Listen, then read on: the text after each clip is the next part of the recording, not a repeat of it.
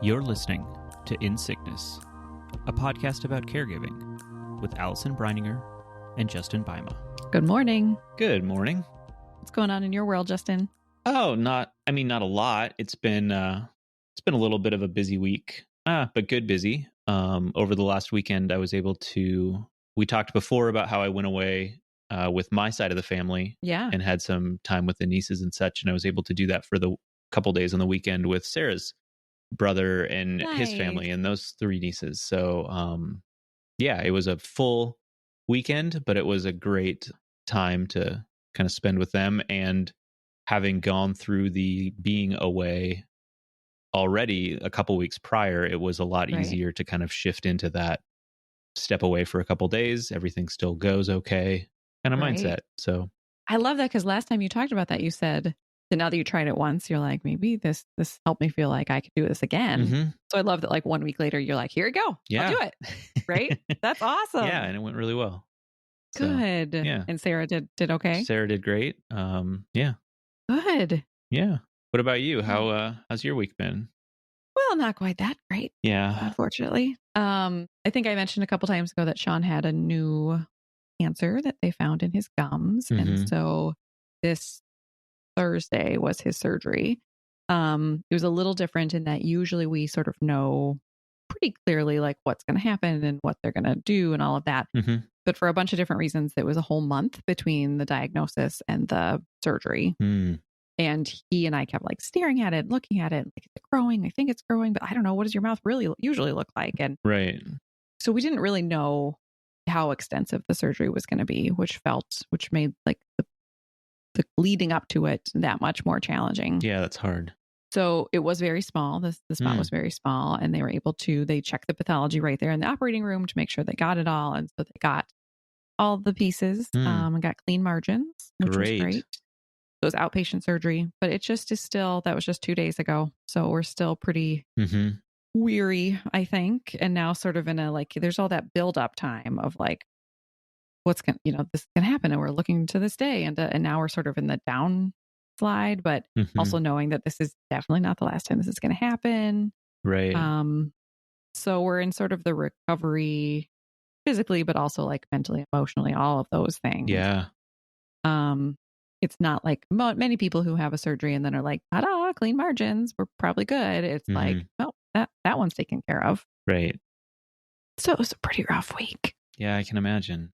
But glad it's the weekend because there's a lot less pressure to be on and to be doing other things if it's a Saturday. So, and it's my favorite thing to do is to hang out with you on a Saturday. So there you go. That's a good way to spend the day. And it is a red letter day here because we have our very first guest. What? We have Kyle Woody here with us today and are so excited. We've never had a guest. It's always just been you and me just rambling on together. But a couple of episodes ago, it must have been in June, we were talking, you mentioned Father's Day. Yeah. You felt like Father's Day was especially tricky. And then that sort of led us to talk a little bit about being a male caregiver. And we talked, we always talk about the negative space concept. And so how caregivers are unseen and then young caregivers are in an even smaller circle and spousal caregivers. And then male caregivers are in an even tinier circle that are unseen within a circle of being unseen. And so we decided to bring in a friend of ours, Kyle, who is both or was both a male caregiver himself, but has also done a lot of work in this area. And so welcome, Kyle. We're really glad you're here. Hey, you guys. It is an honor to be here. And I'm a little bit nervous and kind of just like I know you guys personally. I don't know you as well, Justin, but we've spoken. And, and I listen to you and here I am like on your show and it's just weird. It's like, this is not, usually, and I suspect your listeners kind of feel the same way. Like, this is the Justin and Allison show. And oh my goodness, who is this third wheel that does not belong? Oh, you absolutely belong, my friend.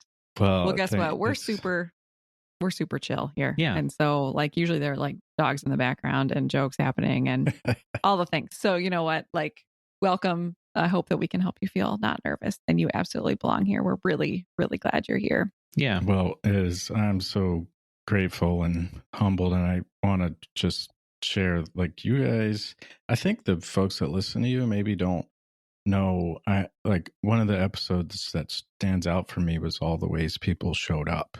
In fact, I just shared that with a family friend of ours who's been dealt metastatic cancer diagnosis, and the family's all asking, like, we want to help, and I'm like, listen to this. And they're telling me, like, this was so helpful. But I think people maybe don't realize as much how much generosity you both have in your lives outside of this podcast. Allison showing up for me in a rough year last year with a gift card to help me feed all my tiny humans in a very difficult season. That was just so appreciated. And Justin, you showing up for our coalition as a member with your membership support, even though we are able to do almost nothing for you out there where you live, you still support us. And so I just wanted to acknowledge, like, how generous the two of you are. And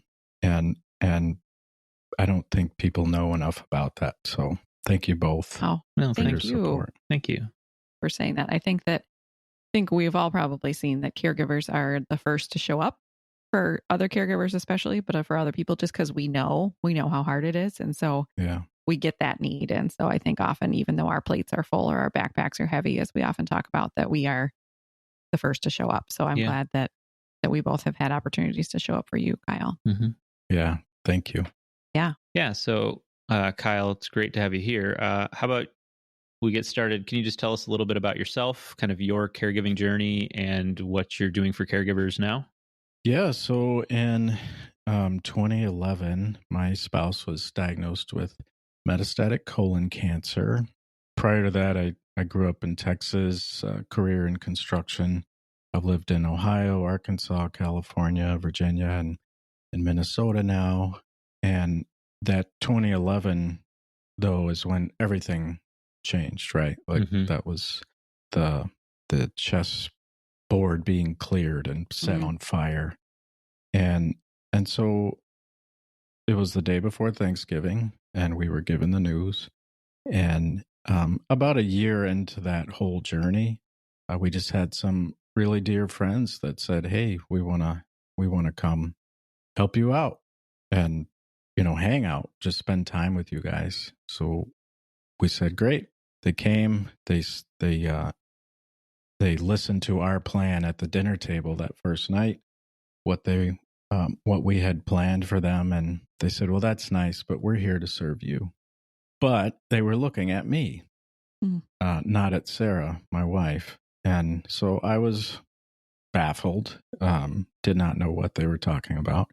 They went on to explain that prior to their visit, that they had consulted a dear friend of theirs who had lost his loved one to cancer, and said, what could we do for this family that would really make a difference? We don't want to be a burden.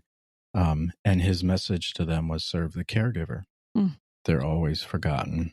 And so here I am getting that, that first service. And I did not identify as a caregiver. It wasn't a word that meant anything to me. It certainly was never, anyone had ever suggested that I was that.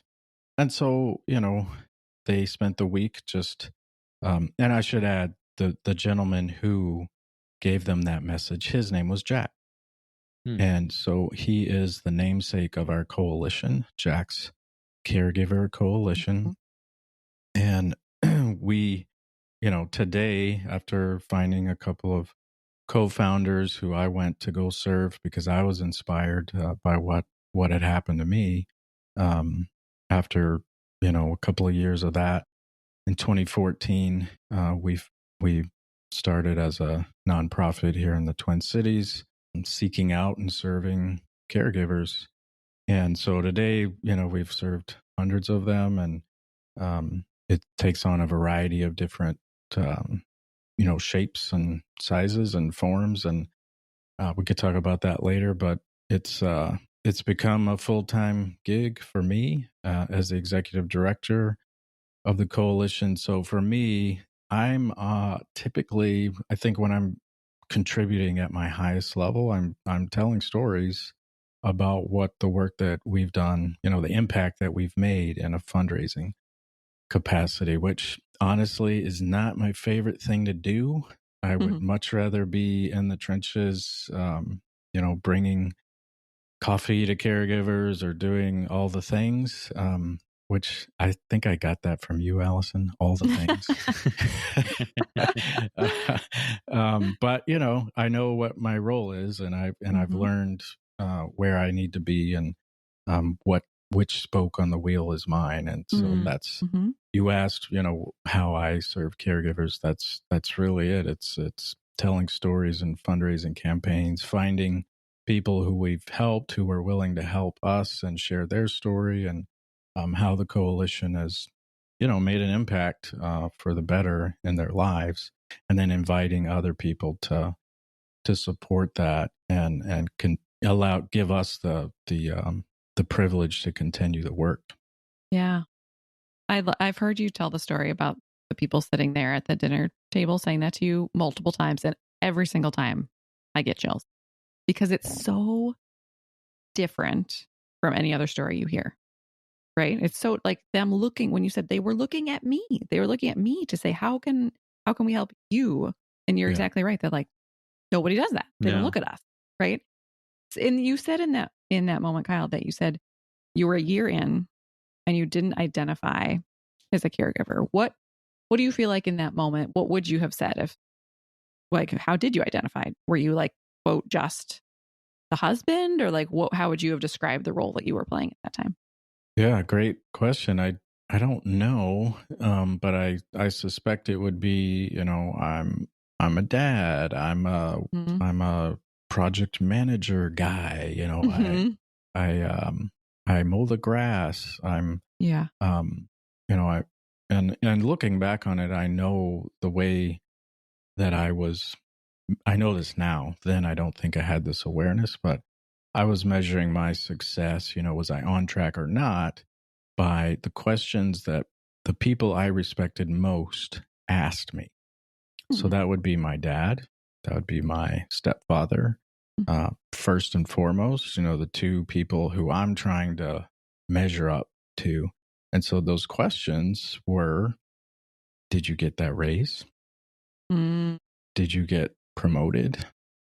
These are all questions coming from love and a desire that I would be able to provide for my family, and their family. It's their family too, right? And my job is to provide for them. And so Sarah didn't work. That was my thing. And so, I think that was probably my primary identity. Was just, how am I bringing home the bacon? Gotcha. And is it enough of that bacon that we're all going to be safe and secure and provided for? But caregiver, it's like, what does that even mean? Right. At the time, but I do know it was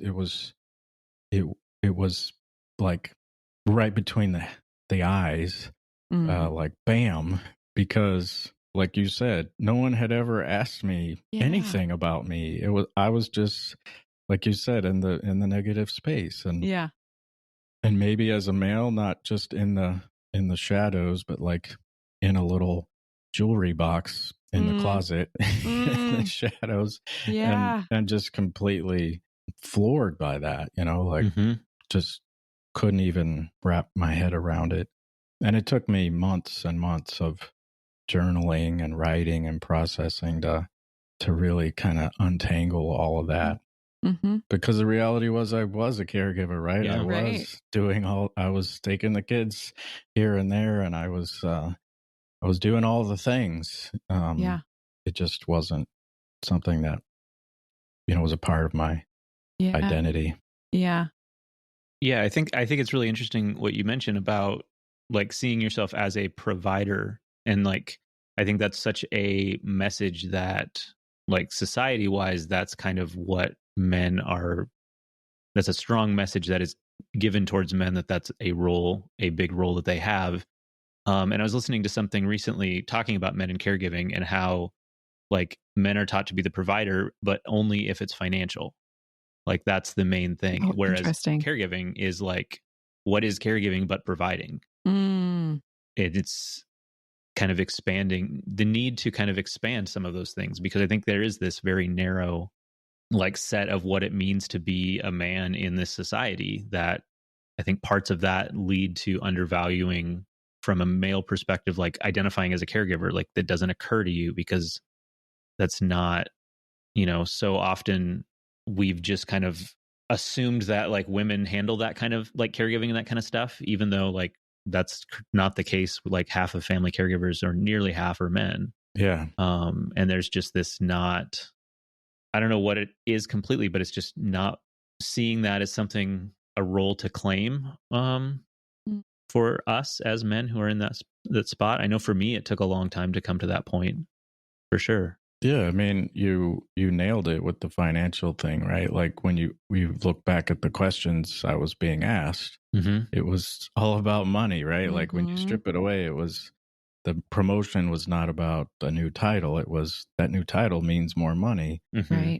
So that was, and my parents' generation was raised by folks who came up through the Great Depression, and there are reasons for all of this. Like, I don't, if my parents are listening to this, I don't want them to feel like this is an indictment of how I was treated. Oh, absolutely. Yeah. It just is what it is. And now, and my father and I, our relationship is just incredible, because we've been able to look back and reflect on these discussions, and we've been able to say, I'm now at a place where I work from home, and we have 4 kids, and I provide for them in every dimension.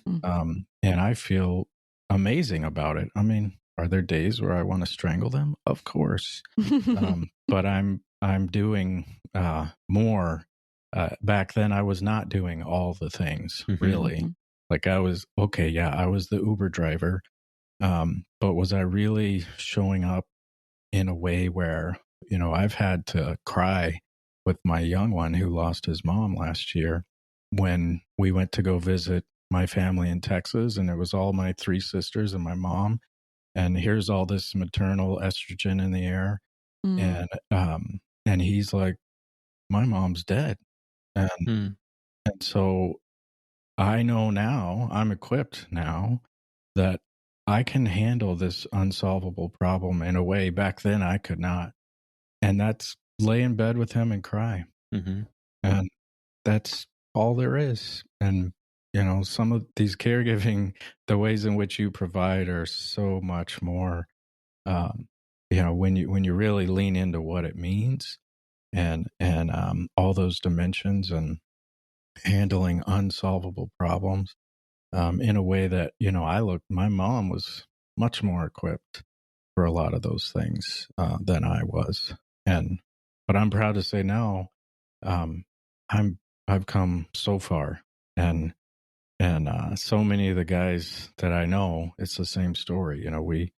We accept the identity, we lean into it, and it doesn't just mean, some folks will say, oh, well, it just means everything but the money part.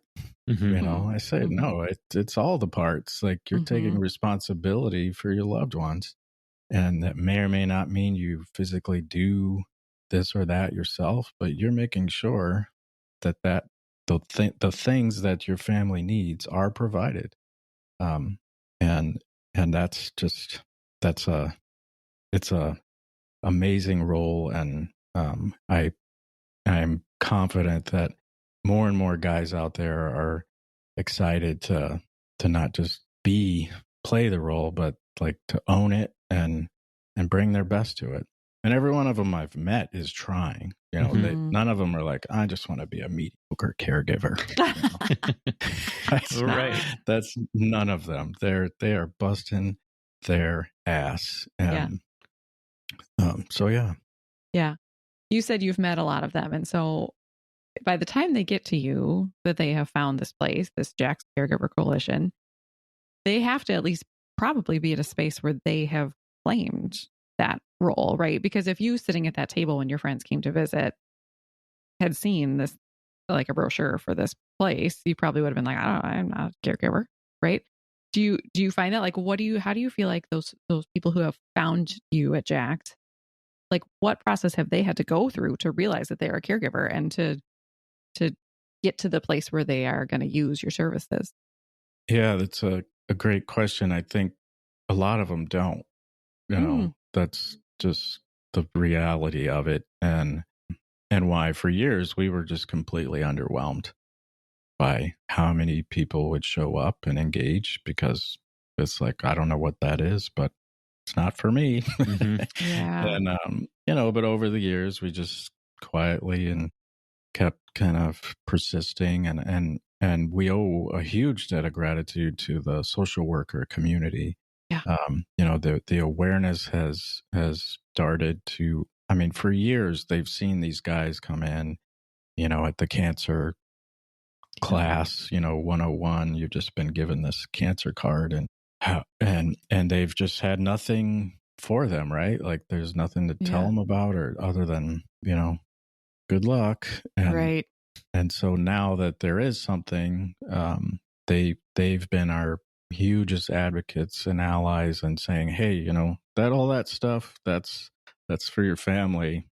This is for you. And so I think that's maybe where it starts. Like, okay, so then they open the brochure, right? And they start to, okay, this is interesting, or maybe it's not. I think a lot of them, the stories I hear is, I had that brochure on my desk for 2 years. Yeah. And it just sat there and collecting dust. And I think for some of them, they reach a point where it's like, man, I don't know if that's any good, but it can't be worse than this. Right. And so they've finally kind of dipped their toe in the water and say, okay, what's this all about? And so, yeah, they're all different, but some of them also, it's the women in their life that say, I'm worried about him. How can you help me get him to call you? So I talked to a lot of ladies about that kind of stuff. And one guy even had called, and he's like, she's listening to me. She's in the other room. She made me call.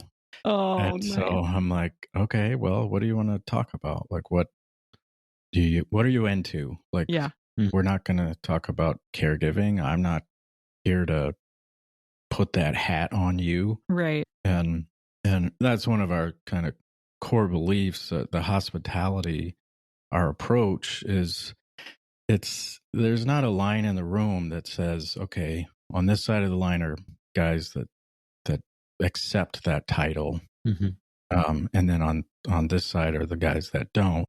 And our agenda here is to get you to come to this side. That's not at all what's going on. And in my opinion, that's not hospitality. Real hospitality is, we're just here, and we all come from similar challenges and backgrounds, and we have a goal, which is to improve the way you think and feel and act in this role. And so you don't have to call yourself a caregiver. That is not, we have no interest in that, but our only agenda is just to make you feel better and less alone. And so, so that's what we did on the phone with him, was we talked about hockey, and that was where I left it. And honestly, I don't know if he ever engaged with us, because I didn't get his name, so he may or may not have physically shown up. But yeah, we're the way in which they decide to assume or not the identity or the name is not at all. I don't know. I think every single one of them is a unique story, but it is without a doubt a harder thing for them to lean into than maybe all the other things that they've leaned into in their past. That space you talk about, it just makes me think about like, because I know even if we like meet new neighbors or meet whoever, right? There's always this like sort of holding my breath, waiting for the moment where they like look at Sean and say, well, what do you do?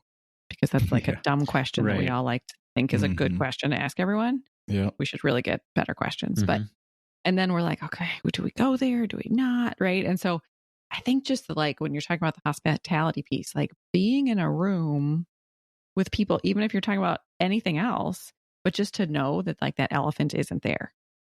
Right. Or you have the shared elephant, maybe is a better way to think about it. Right. That you don't have to worry that at any point someone's going to say something and be like, oh, that was awkward. Oh, that doesn't apply to them. Oh, we're going to be asked a question, just to like be in a room of like-minded or like people who are sort of living similar lives that are different from people our age, must be a gift for people, even if they're not talking about caregiving, just to know that they're not going to sort of, sometimes it feels like walking through a little minefield because there's so many things that are happening in our lives that do not relate to other people that we might be with. Yep. Yeah. We hear it a lot and I think it's the same for any support community, right? Like if the metastatic breast cancer support group, right? You come into that space and you don't need to say a lot. Like you can skip a lot of the things. Like you maybe give the highlights, right? But then everyone knows, and there's just this solace that is found, that if you've never engaged with a community like that, you've never experienced, and it can be life-changing. And for some people it's too much. It's just like they're having trouble carrying their own burdens, and then to hear like, man, they start to compare. Well, he's got it worse than me, so right. Well, and man, that is a heavy, heavy story. Yep. And now I feel even more weighed down. Right. So that happens sometimes where it's too much, or they're not ready to really, exist in that space. But that's the vast minority, and the majority of them are just like, holy crap, I thought I was the only one going through this. As it turns out, like, these people are everywhere, and if you go to any particular coffee shop, there's some of them, they're in there. Absolutely. And what a eye-opening kind of, like I said, solace is the word that comes to mind, because it's just a relief. So yeah, it's caregiving in and of itself is such an isolating and like feeling of it, like being alone, and you're the only one. And I think like as a man, there's a tendency that like we have to go at it alone, and we're on our own through this and kind of forging ahead, figuring it out ourselves. And I remember I don't remember exactly where along my point of Sarah being sick and me, caring for her, but like wanting to connect to some kind of support group or support network or something, and just one, not finding much, that dealt with a youngish person caring for, his spouse, and also like, where are the men that are caregiving? There's it's just like you look online trying to find, who are caregivers talking about stuff. I mean, very few of them are men. And I think Allison, I think you pointed me at one point to Jax, and we're like, hey, this is a thing you might be interested in. And it was such a refreshing kind of like, wow, here's a thing that it's existing in this space that like kind of what I was looking for. And granted, yes, it's not, as you mentioned, it's, somewhat geographically focused such that, I can't really take advantage of it in a lot of capacity, but just knowing that that you were there doing that work. I mean, that's why I became a member to support what you're doing, because I think it's so important, because like, if you're a man who's a caregiver, or if you're a caregiver and you're in this mindset that you're the only one and you're just feel on your own, like like that hurts more than just you. Like that's hurting or not hurt, but I mean, that's not helping anybody in that situation. And so by like helping these caregivers feel seen, like you're helping them, but you're, if they're able to then kind of reach a point where they realize, you can ask for help and you can reach out, like that's helping the people they're caring for. That's help, there's so much like knock-on effects from that going forward. Yeah, I love the way you put that, and I think you've really zeroed in on maybe the most important part, and that is feeling alone. And so our vision became a world where guy caregivers never feel alone. Yeah. And looking back, I was never alone. Like I couldn't even go to the bathroom. Right. Well, there's alone and then there's alone. right. Yeah, that's two different things. I mean, my youngest would, his little Mr. Potato Head eyes, he'd stick them under the door when I was in the bathroom. He's like, I see you. And so I was never alone, but I felt alone constantly. And to the extent that it broke me, it completely broke me. I don't think I understood then that that's what was happening. And when I had my meltdown, I felt safe to have the meltdown because I was alone, which is craziness. There's all these people that love me that I didn't feel safe with to have that meltdown. And so that's not how we humans, I understand now, are designed to operate. Right. We need people in our lives that we need to be open and vulnerable with and have that meltdown in the company of others. And the meltdown isn't something to be ashamed of, right? It's like, this is me and all of my imperfection, and it's awesome. And so, never feeling alone, of course, we'll never be able to accomplish that, right? Like it's a true north kind of goal. Because even, and I'm sure you both can appreciate this, no matter how much support you have, no matter how many people and how high quality those relationships are, I'm sure that part of this week, Allison, you felt alone. And it's tragic, but hopefully we're at least shrinking down those windows of time that people are experiencing that isolation. Yeah. I keep thinking about like hurdles. Like, so I'm picturing like for any caregiver, like to first get over the hurdle of like recognizing like I'm a caregiver and sort of claiming that. And then I think, okay, if you're a male caregiver, like it's even less sort of accepted to even say that. And then I love what you were saying earlier, Kyle, about like, then you're expected to be the provider. And then I think there's a whole lot of societal expectations on men about like, well, you're not supposed to talk about your feelings and you're not supposed to share. And you're not, and then you like do want to talk about your feelings, and then you look and then there's nobody else out there doing it. And so it just feels like you two kind of seem a little bit like miracles that you have like both jumped all those hurdles to get to this place where you claim the title and are out there talking about it and offering support and are open about it, because that seems like there was a lot that could have stopped you a million times. Yeah. Between there and here. Yeah. And Kyle, when you said like you were underwhelmed, underserved, like you were there ready to provide services, but the people weren't quite ready for it. And I think it's because of all those hurdles that maybe took them to get to the place where they were ready to or able to use your services, right? Yeah, there's a lot of headwinds, a lot of just, it just is. And honestly, I don't know why I and no one on our team anticipated that would be so much of the challenge. We just did some like looking through the numbers, and we're like, by some measures, there's like 20,000 of these guys in the Twin Cities metro alone. Yeah. And then according to ARP, there's 16 million of them in this country. Right. And we're the only ones doing this. So this is a really good idea. Right. Yeah. But then it's like, okay, we've been doing this since 2014 and we've served about 300 of them. Wow. Which is both like, wow, that's 300. Like, that's amazing. Yep.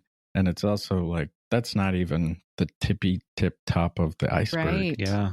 and so, we just believe in just showing up every day for whoever shows up. Yeah. And then hopefully over time, the stigma around it or whatever it is just erodes. And I do think in the younger generations, and there are more and more guys that I'm hearing from that they're like, I'm perfectly comfortable talking about my feelings. Like that is not at all an issue for me. And I don't. I say these guys become the heroes of their stories. And when I see that, and the people on our team see that, it's inspiring. It's humbling to watch someone come into our community who is meek and timid and just so uncertain about what are we even talking about. What are all these people like talking about? What and watch this transformation to someone who becomes bold and confident and strong, and that meek and timid person. It's like the story has so much power over them. Their story has so much power over them, and then watch them become someone who has the power over their story. And so how does that happen, right? I don't think it's really about us or what we do, other than the fact that we're there and we have a space that they can come to and share their story, right? Like that's where they gain the power over it, that they have the courage to connect with a community that's there for them, that it believes in them, and they don't just share, they listen. They listen to other people share. They stop insisting that being a caregiver doesn't define them. For some, that's kind of this, and I learned this from Sean Allison. His ability to allow his situation to define him. Yeah. Right? Like he's like, yeah, this is me. It isn't all of me, but that's kind of a rallying call for so many, right? Like this doesn't define me. It's a sign of strength. And so when I see guys say, you know what, it does. I am a caregiver. I'm also all these other things, maybe, but this is a big one. And one of the things that really inspires me is they learn to soften when the only thing the world is telling them to do is harden. And that just that is so hard for guys to do. And that's when, in my opinion, you're really becoming the hero of your story, when you allow yourself to do the thing that the whole world is telling you you're not supposed to do. And so that's what it is all about to me, is watching the fact that we get to play a role in helping these people become the heroes of their story is just like, you can't put a price to it. It's not. I can't describe it, what it's like to see it happen. Yeah. I'm sitting here in my basement and I'm surrounded by the boxes that I do, and so like, you guys are on video, our listeners are not, but it says right there, I'm part of the story, right? That's the theme of these caregiver boxes I do, because I think that the focus is always on the patient, and even the caregiver themselves don't realize like this, every little piece is impacting me. I am part of this story. And so I love that, what you said, Kyle. For both of you, I think that we talked about like the providing part, the financial part is so hard. The naming it, you just mentioned, Kyle, about the softening that the world is especially saying to all of us, but especially to men, like you got to be strong and you got to be hard. And I think in the cancer and other illness communities too, it's always like, you got to fight this, all that garbage, right? And so are there other things we haven't touched on that the two of you have encountered that you feel like make it especially challenging to be a male caregiver? I think, part of it's similar, but it's in kind of the messaging that society has for men, is that we're not prepared for kind of a nurturing role that caregiving is. It's not something that, we grow up kind of being modeled by society as far as men in a role like that. And so I think that certainly plays into it. And I think part of it, another kind of similar thing is, we talk about in relationships, like the emotional labor that women often perform enormous amount of. And I know for myself, when Sarah became sick and was no longer able to, do as much, that it became very clear how much of that load she was carrying. And also how like ill-equipped I was to begin to take on more of that. And that's been, a years long journey to kind of adapt to that and kind of, I don't know if it's learn new skills or just kind of engage with parts of me that I hadn't prior. But I think that's one of the things that is hard about kind of taking on this role as a man, is just feeling kind of like a fish out of water sometimes. And it shouldn't be that way. It shouldn't feel like we don't know how to be nurturers, because I mean, being nurturing, that's just a human trait. That's not a gendered trait. All of these things that we say, men are this way, women are this way, or all of that gender stuff. I mean, it hurts everybody, right? To kind of box it in like that. Sure does. So it sounds like both you didn't have the experience maybe with doing some of those nurturing things, but also, do you ever feel like the world is like telling you not to do them, or like is there anything inside of you or in society that's saying like, well, men don't do that? I mean, even now that this is your role and you kind of have to, right? Do you still feel that? I know I hear of a lot of caregivers where it's like parent is the one who is aging or ill. And a lot of times it's like the sons who are like, I'm out. Right. I'm not going to help them shower. I'm not going to help them, whatever. And the daughter's like, wait, what? So do you either of you feel like that as well? Yeah, for sure. I mean, it's you meet the Fockers in the movie. Yeah.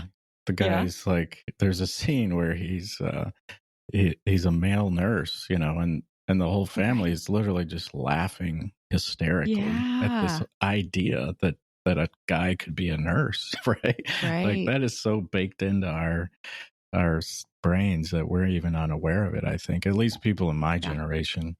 And so, yeah, it's not it's just not something that we were raised receiving that emotional support and worry, right, from our mothers, probably primarily.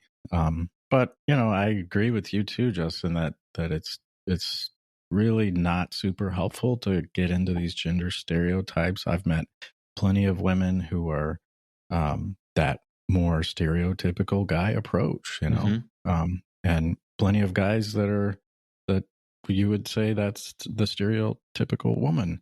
And everyone in between. There's this whole spectrum, right? Like of these two extremes. And we when we started out, we were really kind of had this masculine messaging, like, we're awesome and this is cool and blah, blah, blah.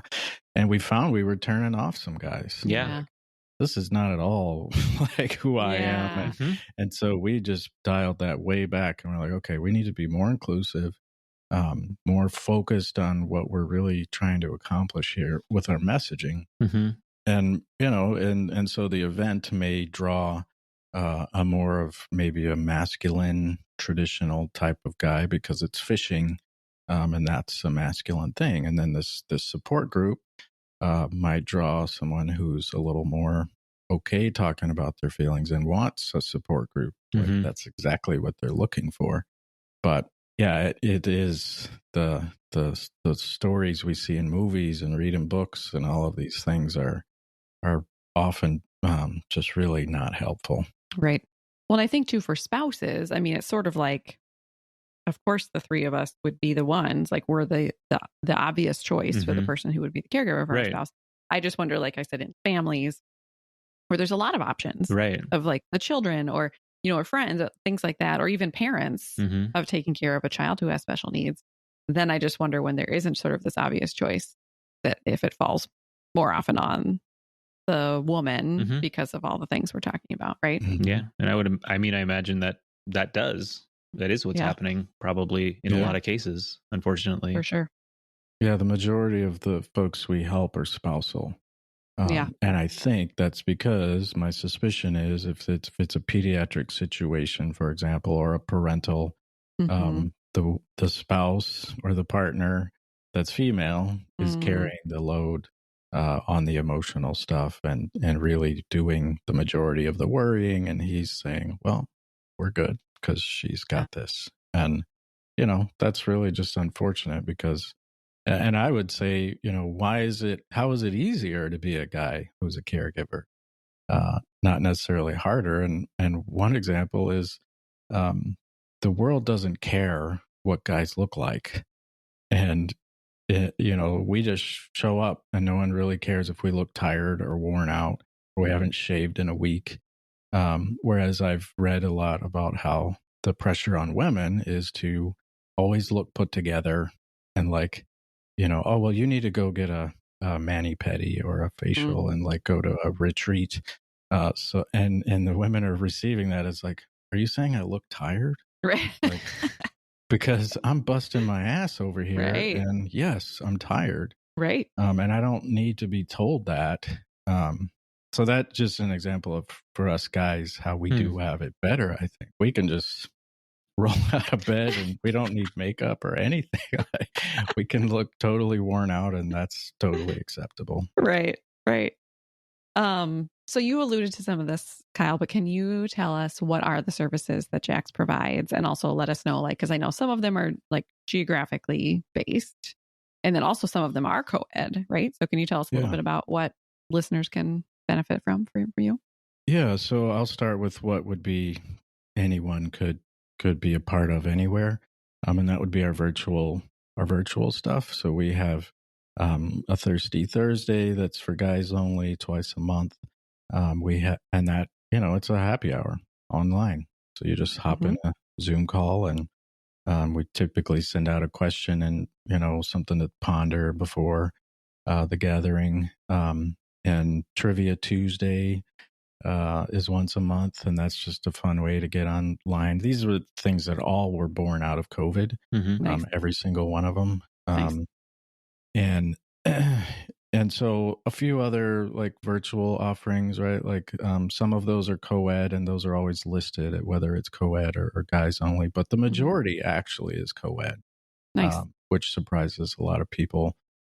We just know that women have a lot to offer. And they need the support too. And we can't help guys to our best ability oftentimes without women, the women in the room. They see guys looking like deer in the headlights and they know how to handle it a lot of times better than the guys do. So the women end up being caregivers even at the support group is what you're saying. Yeah, I know. It's not fair. It's totally not fair, but they do it and it's awesome to see it happen, and, right.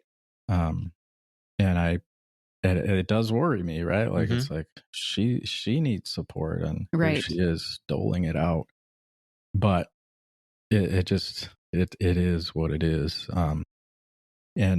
So yeah, there's the virtual stuff. We have also a care navigator, Kathy Booker, a volunteer that I actually met Allison because of Kathy. Yeah. And that's so right. That's right. Yeah, she's a former navigator with the American Cancer Society. Yep. She was our cancer navigator.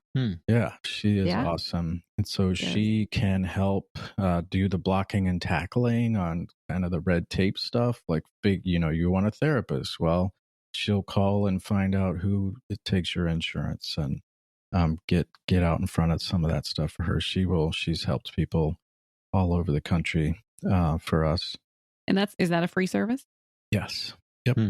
Yeah, everything that I'm talking about is free. Awesome. The way that we're supported is through members like Justin, who support us at any dollar amount per month. And none of these, there isn't a become a member, then you get all these things. It's you just do the things, and then we invite you to consider becoming a member. Yeah. So that we can keep doing those things. And then the caregiver clatches are our support groups, and those are always and always will be co-ed. And right now they're happening online, virtually, so anyone could participate in those. We do intend to continue that regardless of what happens with COVID. Good. It just probably won't be as often, and we'll measure the need, right? Like if the groups are getting bigger, we're going to have more of them. But we're toying now with how do we were supposed to start in September indoors in person. Now we're kind of like, okay, maybe it's a pavilion in a park. Right. And so we're looking at those kind of options. But they're really discussion groups more maybe than your traditional support group. So people who have a traditional support group vision, I encourage you to engage and check it out because and Allison's participated. Yeah. She knows it's a little bit. I've thought a lot about the format because I think it was structured enough that it helped like nobody dominated. Everybody got to sort of like vote a little bit on what the topic was. And at first I was like, oh, that feels really structured. But then it went so smoothly because of that I was like, oh, because I do a lot of like facilitating in my professional life, tend to in moments like that get a little nervous, like, oh man, what are they going to do about this person who's dominating the conversation? But I just got to relax because I was like, there's a system and it was great, So yeah, I would. Yeah, a lot of that is the goal is that we can empower anyone to become a facilitator. Yeah, because that's how we reach more people is through volunteerism. Right. And so the more that we can, and we have more and more people approaching us and saying, I'm far enough along on my journey that I want to give back, and not just maybe financial support, but I want to show up as a volunteer and lead a clatch. Yeah. And so because of that structure, Allison, you have this expertise, right? As a facilitator, you wouldn't need that structure. You could run that group. But someone who doesn't have that experience really leans on that structure, and it works for them. So we're really proud of the clatches. Yeah. And I, if I have to point to one thing that is probably the most helpful for everyone, it's those clatches. Yeah. And then lastly, the Jack to Jack, which is a peer-to-peer, mentoring program where we invite guys like Justin to consider becoming a coach.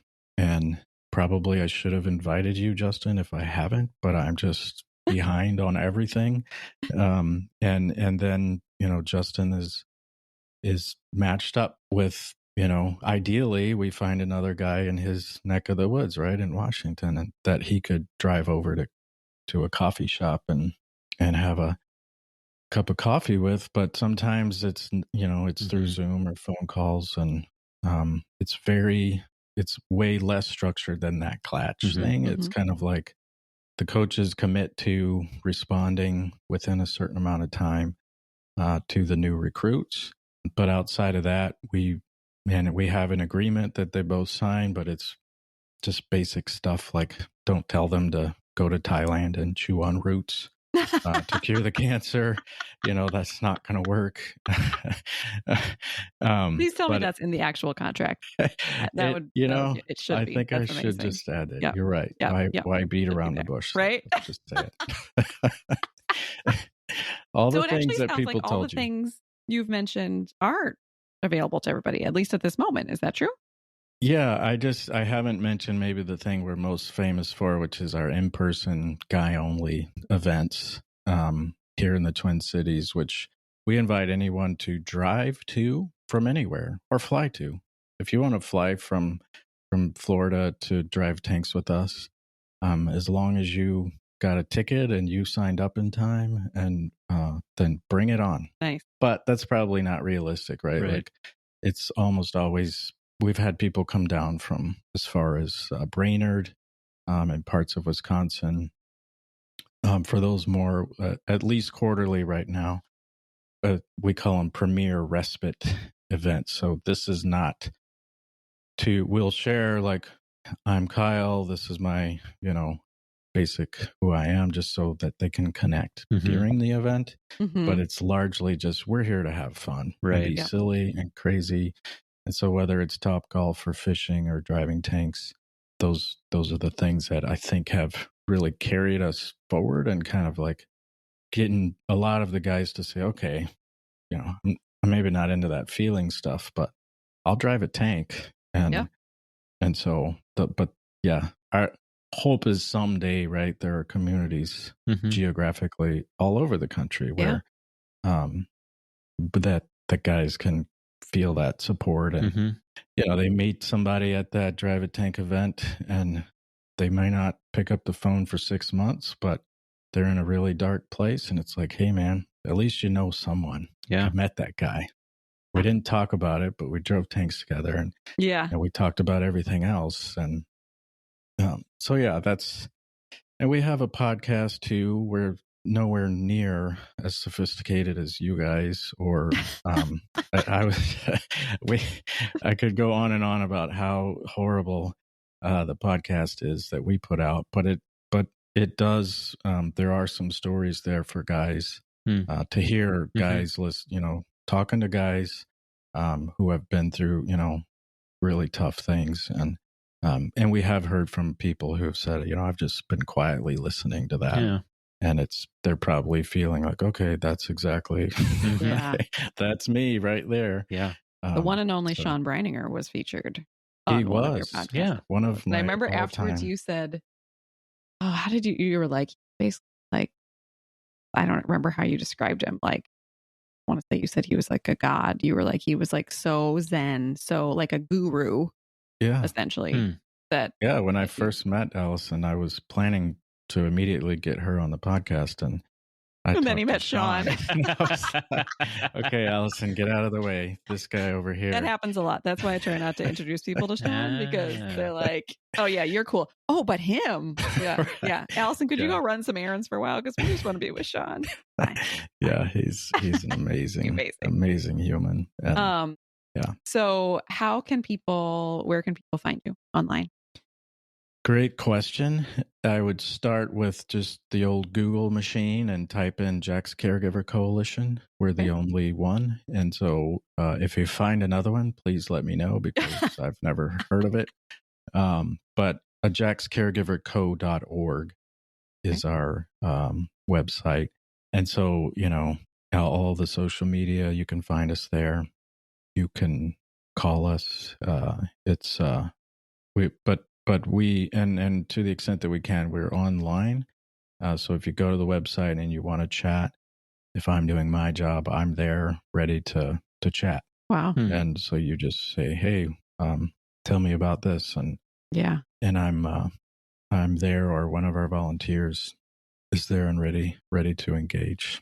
That is awesome. Well, I think one of the lines that you said today that really sticks with me is about, like, we're all going to feel alone at some point, but that your goal is to like shrink the amount of time that is true. And so I think that the two of you today talking about like this tiny circle that you're in of male, spousal, young caregivers, I hope that helps any men that are out there to feel less alone. And then Kyle, also all of the incredible work that you're doing at Jack's. It's all helping. It's all helping guys feel less alone, and women too, for the co-ed stuff. So thank you for everything that you do. And thank you for talking with us today. Yeah, it isn't me. It is all of the people that have stepped up and the volunteers, and I just get to support them. And so thanks to all the volunteers and the supporters like both of you for giving me the privilege to be a part of it. You're welcome.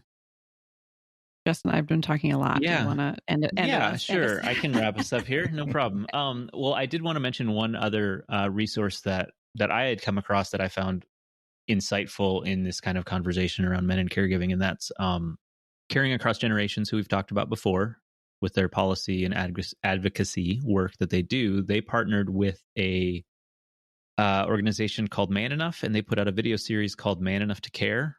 And I'll put a link to that in the show notes here. But it basically was a conversation that they kind of filmed with a cross section of men who are caregivers, someone who receives care from a caregiver, and just some different voices there, and just kind of talking about why it's isolating why it's hard.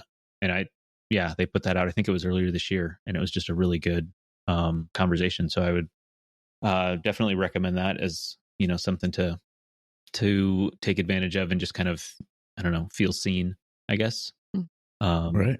So that's great. But yeah, no, this has been a great conversation. And I think it's things like these, that help people, men who are caregiving, to feel like, hey, I'm not the only one in this situation, or, I can talk about what I'm going through, because it's, as you said, Kyle, it's the sharing of the stories that really can help move people out of that isolation. And I know, it took me, I don't know, 6 years or something of being a caregiver before I started talking about being a caregiver. So it takes a long time. It can take a long time. And I think, some of that depends on the individual and how, introverted, extroverted, or, how they are as a person. But I know that hearing these stories certainly can have a big impact. And so, Kyle, thanks for being here and sharing, some of your story and kind of what you're doing. Thank you for what you're doing. Because I think it's really powerful. And well, and I loved seeing Justin, you team up with Allison, because like there was another guy, right? Yeah. Like who's talking about it, and he's not just talking about it once in a while, like all the time, and for a long time, in a just extreme detail.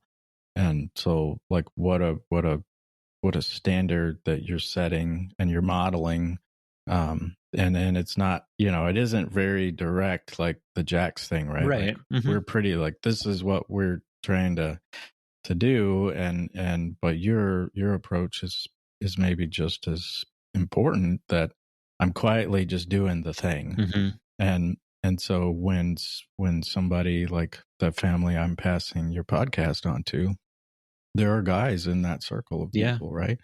And they're going to hear Justin like, okay, so this is a guy doing this thing. And, it's not like this front of mind kind of thing, but it's quietly planting seeds and modeling for other guys that, hey, this is like important stuff. And this is someone that I admire and I look up to, and, he's on a podcast. He's famous. Well, let's not get carried away. Yeah. Well, I think you are. Oh, thank you. You should be if you're not. Good. All right. Well, thank you both. Yeah. And thank you both for sharing, and both of you for being models of male caregivers and for talking about it. And you said earlier about people quietly listening to podcasts. And I think that's a beautiful thing about podcasts, is that it's not like, I'm going to a support group now. Right. Yeah. But like they can just quietly listen to this. And so if you're listening and you have like men in your life that you want to pass this on to, or if this helps you understand the men in your life, we hope that you'll listen and share. So great. Thanks for being here. Just quietly take that listen in, and wherever you are. And that's why we need to get back on the podcasting train, because I know it works. There are guys that have told us, like, I've been listening, and so kudos to you. Thank you. And if this feels like a Minnesota goodbye, I don't know if you know what those are like, Justin. I think I'm getting the idea. We're getting to like the foyer now, and we're like still and standing about here. 2 hours will be exactly. Like, okay. Yep. Complimenting each other again and again. Right. All right. I'll cut it off. Great. Are you ready? Thank you both. Yep. Great conversation. It's been great. See you later. All right. Sounds good. Bye. Goodbye. See ya. Bye. You've been listening to In Sickness. Find us online at insickness.care or on Instagram at insicknesspodcast. You can send your questions and comments to insicknesspodcast@gmail.com. If you enjoyed the show, please share it with a friend or fellow caregiver, or leave us a review on Apple Podcasts. Thanks for listening, and take care.